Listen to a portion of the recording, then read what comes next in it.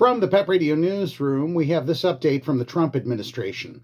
President Donald Trump appeared to suggest that the U.S. will resume testing nuclear weapons for the first time in 3 decades, saying it would be on an equal basis with Russia and China.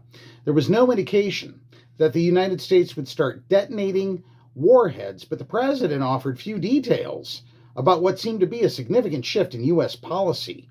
He made the announcement on social media minutes before he met with Chinese leader Xi Jinping on Thursday in South Korea.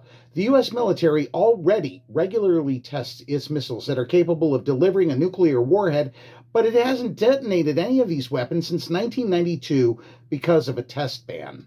But the president suggested that the changes were necessary because other countries were testing weapons. It was unclear what he was referring to, but it evoked Cold War-era escalations.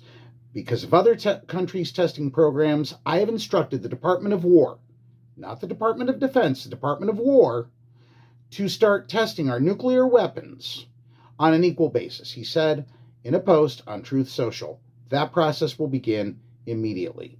The White House did not immediately respond to questions about seeking details, and Trump ignored a question from a reporter about his post as he sat face-to-face with Xi Jinping in Busan in Korea, a meeting that was expected to focus on trade issues between the two countries.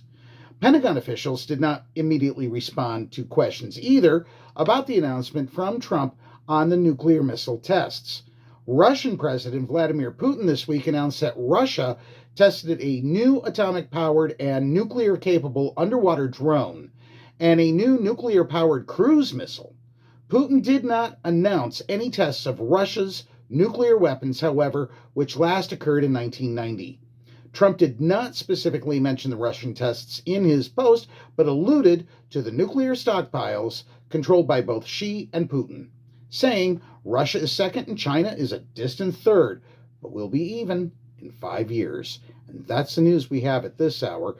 As further news develops on this topic and others, count on PEP Radio to deliver the news.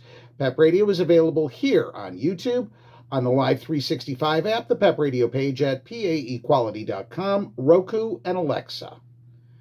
From the PEP Radio Newsroom, I'm David Moore reporting.